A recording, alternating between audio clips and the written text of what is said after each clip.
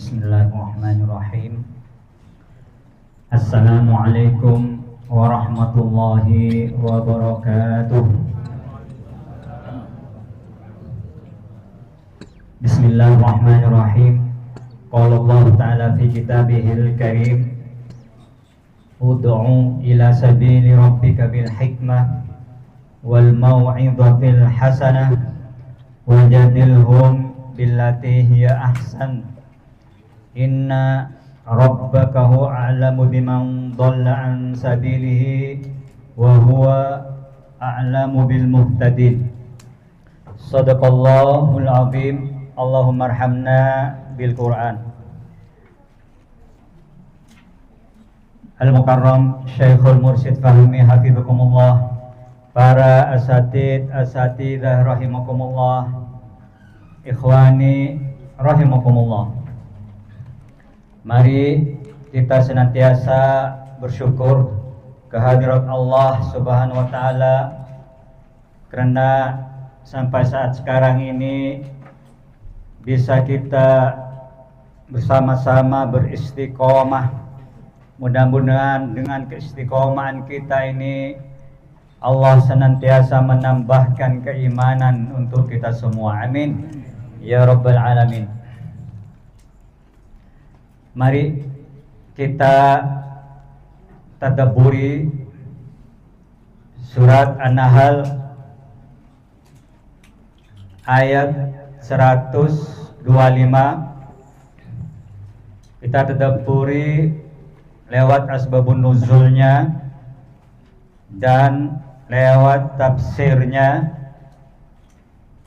dan lewat hadis-hadis Nabi Muhammad yang berkaitan dengan surat An-Nahl ayat 125 ini. Mari perhatikan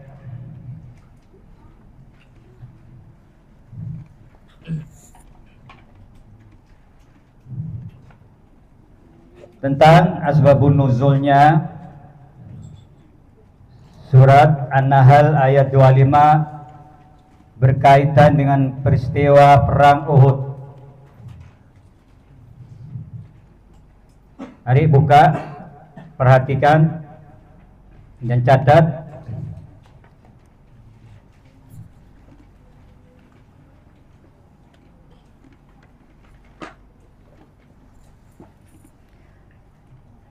Ketika Nabi Muhammad SAW melihat jenazah 70 sahabatnya yang syahid, yang telah wafat, termasuk pamannya Sayyidina Hamzah.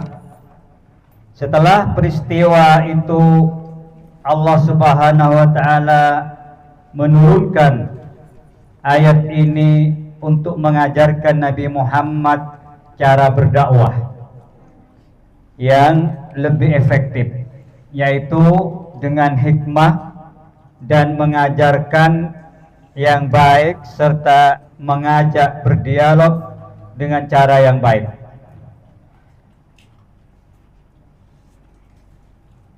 Konteks ayat ini turun setelah Nabi Muhammad SAW merasa sedih atas gugurnya para sahabat dalam perang Uhud.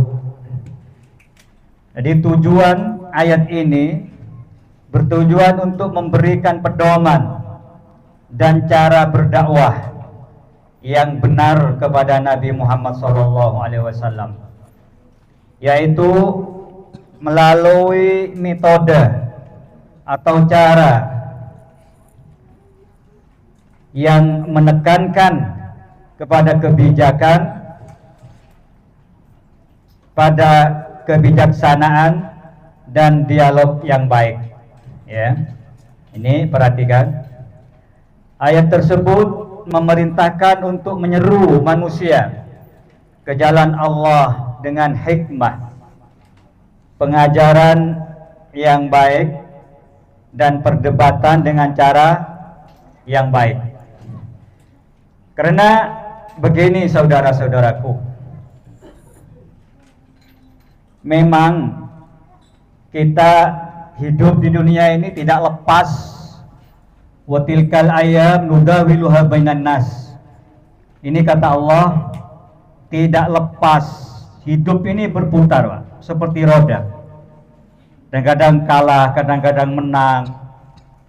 Maka dari itu Allah menurunkan ayat surat An-Nahl ayat 125 ini. Sebabnya begini, kita bisa mengambil ibrah, pelajaran atas kekalahan dalam perang Uhud.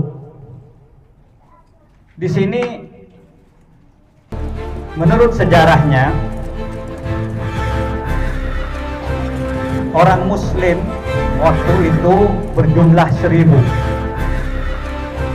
Tetapi setelah mau berangkat menuju Medan, ada sahabat yang bernama Abdullah bin Ubay ibnu Salul namanya. Ini ternyata orang munafik, Pak. Jadi dihasut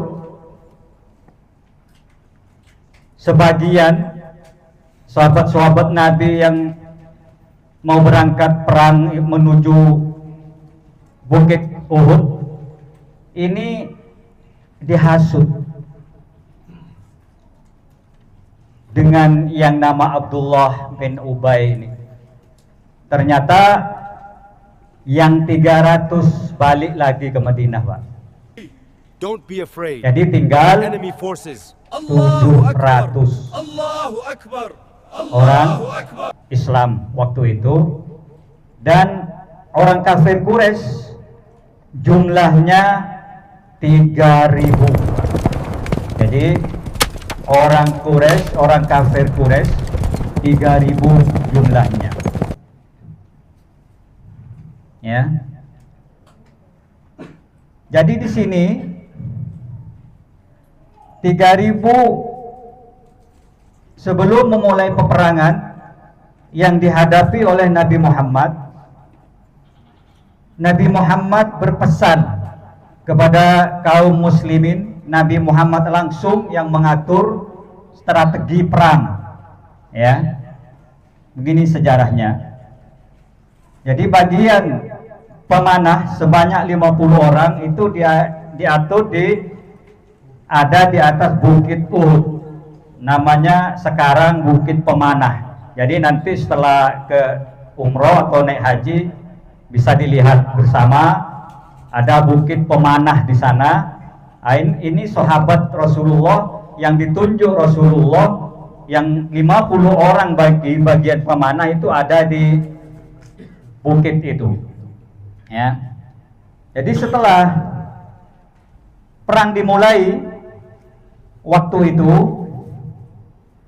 kaum muslimin yang berjumlah 700 bisa memukul mundur orang kafir Quraisy, ya, sampai-sampai bekalnya ditinggalkan. Lalu pemanah yang di atas Bukit Uhud ini pesan Nabi, kau jangan kemana-mana. Ternyata apa yang terjadi? Setelah orang kafir Quraisy mundur yang berjumlah 3000 itu, ternyata pemanah ini turun, para bapak. Turun, ditinggal panahnya di atas bukit, orangnya turun merebut harta ghanimah. Ini kesalahannya. Jadi kesalahannya tidak sami'na wa ata'na kepada Nabi Muhammad SAW. Ya. Sedangkan orang kafir Quraisy yang dipimpin Khalid bin Walid waktu itu ngelihat di atas bukit kosong, cuman ada 7 orang, yang lainnya turun merebut harta ghanimah, menyerang balik para bapak. Ya, ini peristiwa perang Uhud. Menyerang balik, ternyata bukit pemanah ini dikuasai oleh orang kafir Quraisy. Ternyata banyak yang dipanah, ternyata banyak yang gugur. Nabi Muhammad pun luka parah waktu itu, Pak. Ya, sampai gigi gerahamnya ini lepas. Ya, Nabi tidak berkuasa memegang pedangnya. Nabi Muhammad menawarkan kepada sahabat, siapa yang mau pedang saya? Ini kata Nabi. Jadi parah, Pak. Jadi sampai lepas gigi gerahamnya. Ternyata ada beberapa sahabat yang mendekati Nabi. Ana. Nah, ternyata Nabi Muhammad menyerahkan kepada sahabat yang namanya Abu Dujanah, Pak. Abu Dujanah ini luar biasa, ingin mati syahid. Ternyata pedang Nabi Muhammad ini diserahkan kepada Abu Dujanah. Abu Dujanah ini yang menghalangi Nabi dari panahnya orang kafir Quraisy, dihadang dengan badannya, Pak. Saking cintanya kepada Nabi Muhammad.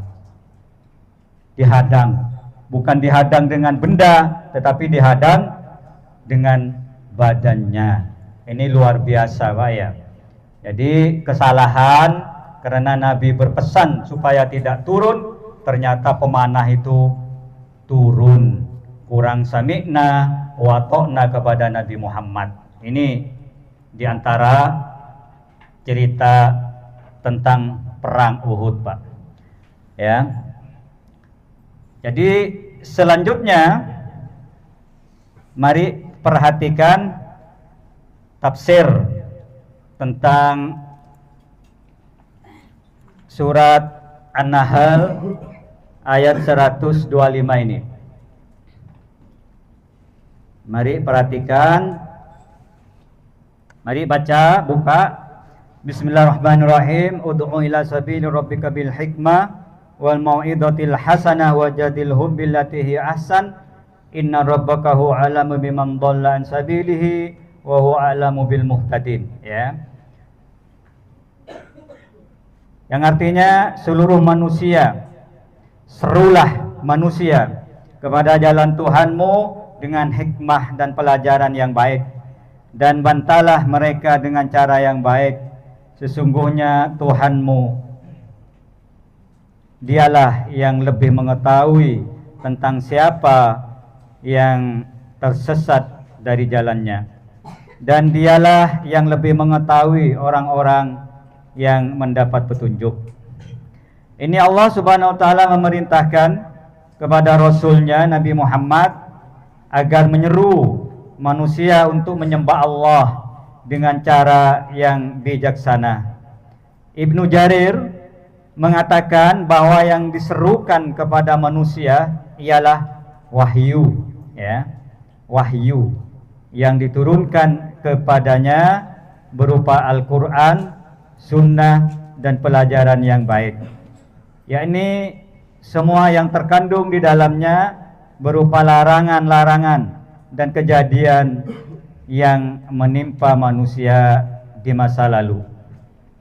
Pelajaran yang baik itu agar dijadikan peringatan buat mereka akan pembalasan Allah Subhanahu wa ta'ala terhadap mereka yang durhaka. Firman selanjutnya, wajadilhum billati hiya ahsan, dan bantalah mereka dengan cara yang baik. An-Nahl 125, yakni terhadap orang-orang dalam rangka menyeru mereka diperlukan perdebatan dan bantahan. Maka hendaklah hal ini dilakukan dengan cara yang baik, ya. Ini cara dakwah, Pak. Di sini bukan caci maki, bukan dengan kekerasan, bukan pemaksaan, bukan, Pak, ya. Ini betul apa yang disabdakan Nabi, wa ma khalaq bu'ithtu liutammima makarimal akhlak. Jadi senantiasa memprioritaskan akhlak Nabi Muhammad SAW, ya, yaitu dengan lemah lembut, tutur kata yang baik, serta cara yang bijak, ayat ini sama pengertiannya dengan ayat lain yang disebutkan oleh firman-Nya, wala tujadilu ahlal kitabi illa billati hiya ahsan illal ladzina zalamu minhum. Ya. Ini perhatikan. Dan janganlah kalian berdebat dengan ahli kitab melainkan dengan cara yang paling baik, kecuali dengan orang-orang zalim di antara mereka. Ya, Al-Ankabut ayat 46 hingga akhir ayat. Allah Subhanahu wa taala memerintahkan Nabi Muhammad SAW untuk bersikap lemah lembut seperti halnya yang telah diperintahkan kepada Musa dan Harun ketika keduanya diutus oleh Allah kepada Fir'aun, dan yang kisahnya disebutkan oleh Allah melalui firman-Nya. Ini Pak, ini metode Pak ya, metode cara dakwah menghadapi orang kafir pun Allah berpesan ya lewat firman-Nya. Apa kata Allah? Faqula lahu qawlan layyinan la'allahu yatadzakkaru aw yakhsha. Ini Pak, perhatikan, ini sangat penting sekali. Yang dihadapi orang yang mengaku Allah, yang mengaku Tuhan, orang kafir, Allah memerintahkan kepada Nabi Musa dan Harun disuruh menghadap Fir'aun. Apa yang diperintah? Faqula lahu qawlan layyina. Nah ini Pak, maka berbicaralah kamu berdua, Nabi Musa dan Harun, kepadanya, kepada Fir'aun dengan kata yang lemah lembut. Mudah-mudahan dia ingat dan takut. Ini kata Allah ya. Apalagi yang dihadapi orang sama-sama muslimnya, apalagi yang dihadapi lebih tua dari kita, itu harus lebih pakai akhlak Pak ya. Tak boleh mencaci-caci, menteng-teng. Bagaimana itu menselisih anjuran Allah. Di sini sampai berdakwah, metodenya sudah ada di dalam Al-Quran Pak ya. Kalau kita semua ikut metode apa yang seperti Allah sampaikan, insya Allah berhasil Pak, dan aman. Sebabnya banyak yang menyelisih apa yang dianjurkan oleh Allah. Selanjutnya firman, inna rabbaka huwa a'lamu biman dhalla an sabilihi wa huwa a'lamu bil muhtadin. Ya, sesungguhnya Tuhanmu dialah yang lebih mengetahui tentang siapa yang sesat dari jalannya. Nah ini Pak, jadi hingga akhir ayat maksudnya Allah telah mengetahui siapa yang celaka dan siapa yang berbahagia di antara mereka, dan hal tersebut telah dicatat di sisinya serta telah dirampungkan kepastiannya. Ini Pak dalam tafsirnya ya. Maka serulah mereka untuk menyembah Allah, dan janganlah kamu merasa kecewa, bersedih hati terhadap yang sesat di antara mereka, karena sesungguhnya bukanlah tugasmu memberi mereka petunjuk, sesungguhnya tugasmu hanyalah menyampaikan. Nah ini sesuai dengan apa yang disampaikan guru tadi ya. Ini kebenaran Pak, tidak janjian ya. Ini kebenaran. Dan kamilah yang akan menghisap, ini kata Allah. Dalam ayat yang lain disebutkan oleh firman-Nya, Allah berfirman, innaka la tahdi man ahbabta. Ya, sesungguhnya kata Allah, sesungguhnya kamu tidak akan dapat memberi petunjuk kepada orang yang kamu kasihi. Ya, Al-Qasas ayat 56 ya. Laisa alaika hudahum, bukanlah kewajibanmu menjadikan mereka mendapat petunjuk. Jadi memberi petunjuk ini hak Allah Pak ya. Kita ini kewajiban cuman sekedar menyampaikan belighu walau ayah. Dengan diam kita ini semua kewajiban, ya. Apalagi kita sudah faham seperti duduk di majelis, ada tetangga yang tidak sholat, satu kosan yang tidak sholat, ini jangan santai. Minimalnya baca kunut, Allahumma hdina fiman hadait wa afina fiman afait. Jadi ini minta petunjuk kepada Allah. Jadi seumpama diajak tidak mau, diajak aja jangan marah. Tetap doakan aja, ya. Kalau kita diem, tidak berdoa, tidak menyampaikan kepada orangnya, ini kena teguran dari Allah. Punya dosa, ya. Kita ini dosa. Sebenarnya kewajiban sekedar menyampaikan, bukan kita memberi hidayah, ya. Maka dari itu mudah-mudahan Allah dengan ayat 125 An-Nahl ini kita bisa mengambil ibrah bagaimana metode cara kita berdakwah menghadapi orang Islam, apalagi bagaimana caranya kita menghadapi orang kafir. Ini lengkap Pak ya di dalam Al-Quran, ya. Mudah-mudahan Allah senantiasa memberi kefahaman kepada kita semua. Amin ya Rabbal Alamin.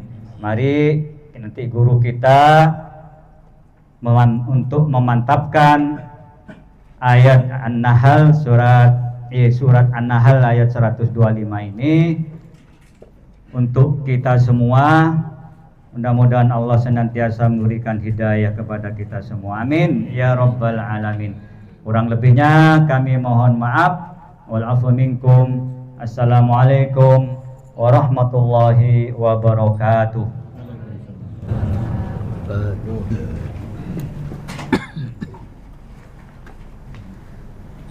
Assalamualaikum warahmatullahi wabarakatuh. Baik, sudah cukup jelas dari sebenarnya kaitan angka 125. Ya, jadi setiap apa yang kita pandang, kita dengar, kita lihat, kita rasakan, ya, sebelum kita menyampaikan sesuatu kepada saudara kita, pikirkan terlebih dahulu, perhatikan cara penyampaian yang baik, karena kadang-kadang seperti itu membuat kita bertutur, berjidah, berdebat. Itu masalahnya di mana terjadi perbedaan pendapat, kemudian terjadi masalah. Jadi kalau nggak jadi masalah, jidah itu tidak apa-apa. Perdebatan itu tidak masalah jika tidak terjadi problem atau keributan, gitu ya. Kalau ini keributan itu, ya, untuk Allah menjaga kita daripada perdebatan, gitu ya. Karena sebenarnya perdebatan itu akan menyulitkan kita sendiri. Dimudahkan, dijauhkan oleh perdebatan, didekatkan dengan istiqomah, mendekatkan dengan